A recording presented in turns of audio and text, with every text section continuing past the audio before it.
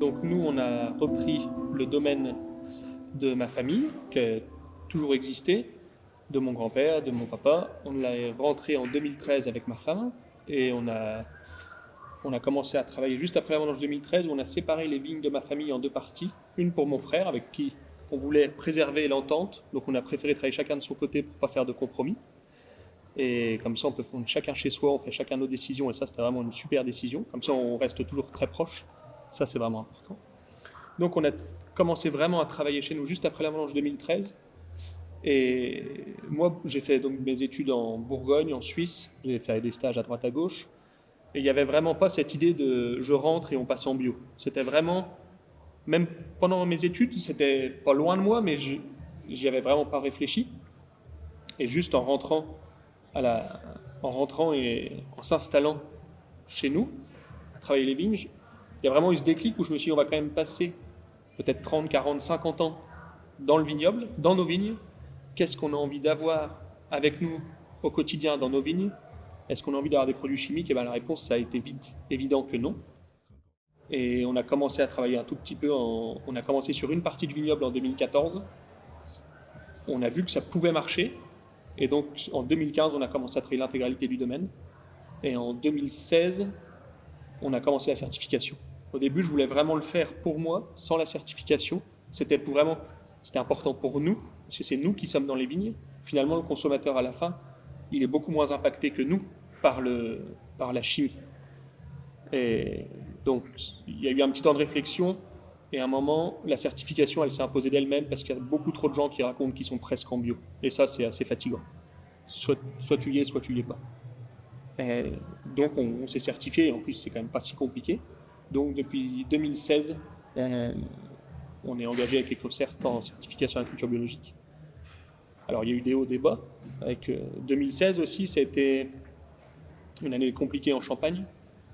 Et, et on a fait une récolte qui était similaire à une récolte en conventionnelle. Et là j'étais assez content parce que quand j'ai annoncé à mon papa qu'on allait passer en agriculture biologique, lui, il avait connu l'agriculture biologique un peu par obligation, parce qu'il n'y avait pas les produits chimiques.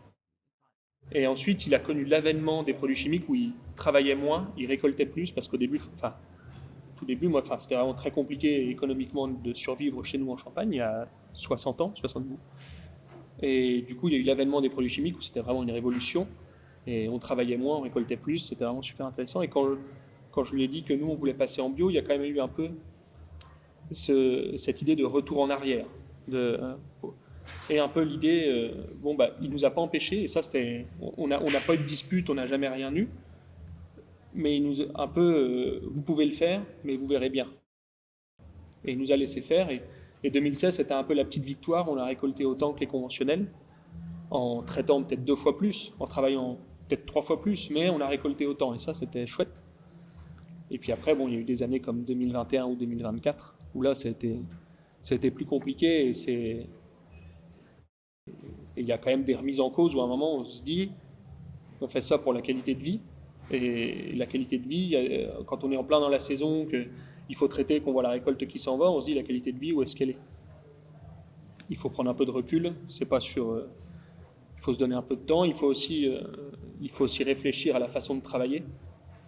Le système global, il doit vraiment être tourné vers la bio, et tu peux pas juste travailler comme tout le reste autour de toi en étant en bio, en tout cas en Champagne, ça marche pas. Il faut vraiment tout dimensionner en fonction des investissements, les stocks de bouteilles, tout.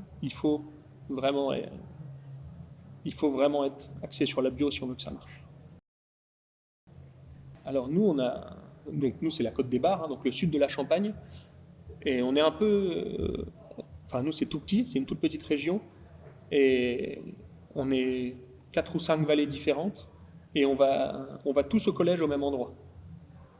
On va tous au lycée au même endroit quasiment. Et du coup, on peut être plus ou moins proches, mais on se connaît tous. Et c'est un tout petit monde, et on se connaît tous, et on peut quand même dire qu'on est quand même tous plus ou moins copains, mais il y a quand même vraiment une chouette ambiance, et je pense qu'il y a peu de gens chez nous qui hésitent à demander un conseil, un coup de main ou quoi que ce soit à un voisin ou un copain, parce que globalement, ça répond quand même plutôt bien, et ça, c'est chouette. Et puis, on a aussi la chance que le marché champenois, il est quand même porteur en ce moment, Et du coup, il y a zéro concurrence. Et du coup, c'est chouette parce qu'on est plutôt à partager les contacts, partager les importateurs, partager les techniques de travail, parce qu'il y a vraiment, enfin, ça marche pour tout le monde et ça, c'est chouette. Et il faut vraiment qu'on soit fort pour bâtir là-dessus, pour que si un jour ça marche un peu moins bien, on ne soit pas à se tirer dessus, mais à se serrer les coudes et dire bon, on va faire ensemble et ça va marcher.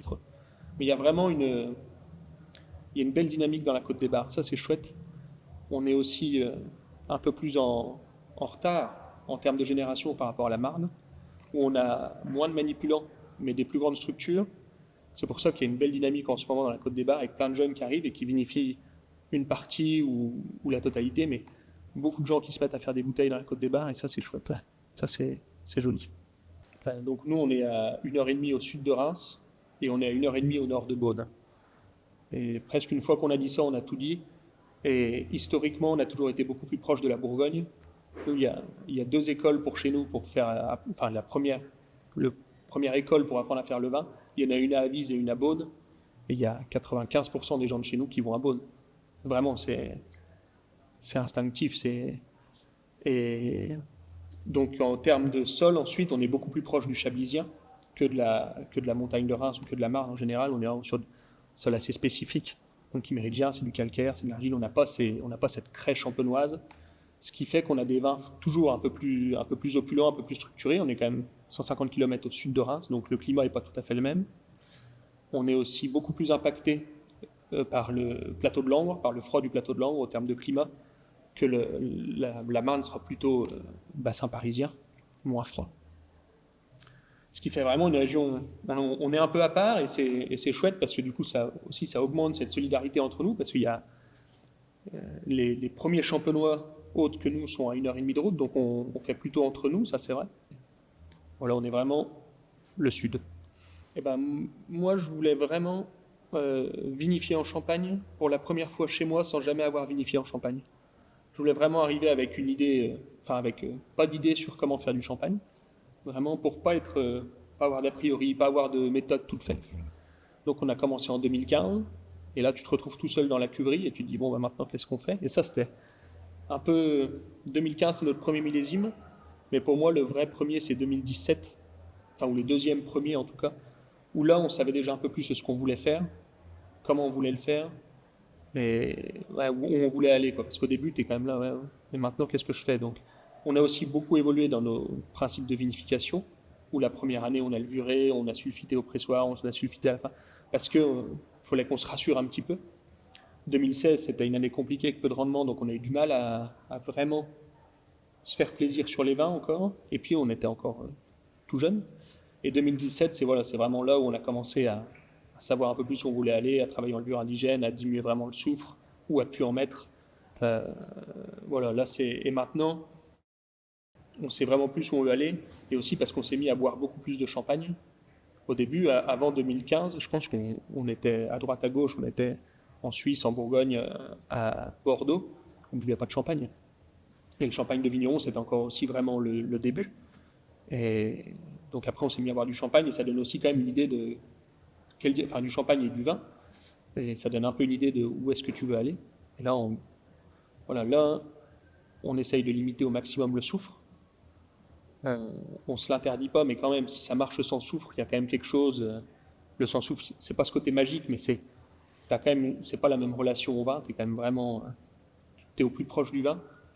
Après, il faut peut-être mieux mettre un gramme pendant l'élevage et pas avoir de souris ou de déviation. Donc ça, on y réfléchit quand même pas mal à la prise de risque du sans soufre. Mais par contre, c'est sûr que filtrer, j'espère qu'on ne fera plus jamais. Coller, je pense qu'on ne fera plus jamais. Chaptaliser, j'ai pas envie non plus. Acidifier non plus. Enfin, voilà, on essaye d'être. Si le millésime il est comme ça, hein, c'est qu'il a quelque chose à dire. Ils sont tous différents, mais ils ont tous quelque chose à dire. Ça a aussi influencé nos vinifications. On n'a pas de vin de réserve. On fait que des millésimes. Ça, j'adore le fait que chaque année est différente. On a une chance. C'est génial que chaque année on recommence. On ne sait pas comment ça va être, mais ça va être différent, c'est sûr. Et ça, c'est trop bien.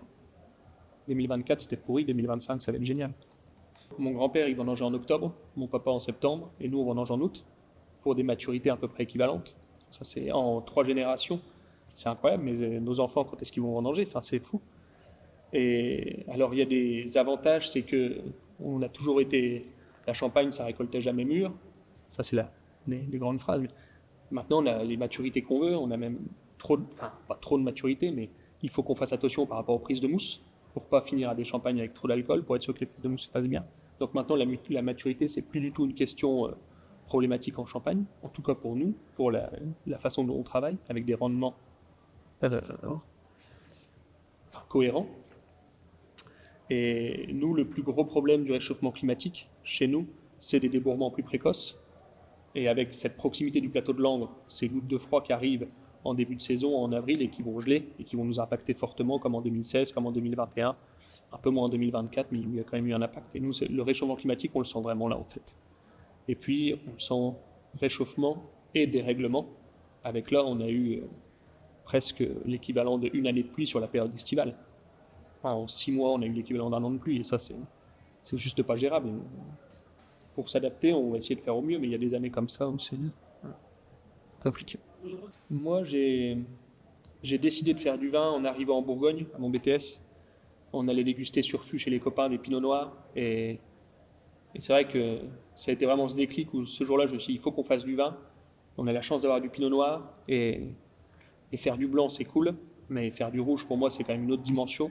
Donc c'était clair qu'en rentrant à la maison, on allait faire du coteau champenois, et on en a fait quasiment tous les ans, sauf vraiment millésime catastrophique, mais sinon on a fait du pinot noir tous les ans, en coteau champenois, en rouge. C'est vraiment, pinot noir, c'est génial, et faire du rouge, c'est génial. Et j'aime, on a toujours essayé de faire des coteaux champenois dans un style coteau champenois. Moi, j'ai pas envie, et on serait pas capable de faire du Bourgogne, c'est vraiment pas ce qu'on cherche. Je trouve qu'on a, en ce moment, en plus, il y a vraiment ce style de vin qui plaît beaucoup, beaucoup plus sur la fraîcheur, beaucoup moins sur la masse tannique, sur des choses beaucoup plus sur le fruit, sur la facilité à boire. Et là, les coteaux champenois, comme les vins du Jura, comme les vins d'Alsace, sur des terroirs beaucoup plus frais. C'est là où on a cette chance d'avoir des choses vraiment fraîches. Et il faut qu'on en profite. Il ne faut pas qu'on essaye de faire des pinots à 14 d'alcool. Ça n'a pas de sens. Et c'est pour ça qu'il y a une belle dynamique sur les coteaux champenois. Beaucoup de rouge aussi. On fait pas mal de blanc. Vraiment intéressant. Toujours sur des profils beaucoup plus légers, beaucoup peut-être moins aromatiques, mais beaucoup plus frais que ce qu'on peut trouver en Bourgogne.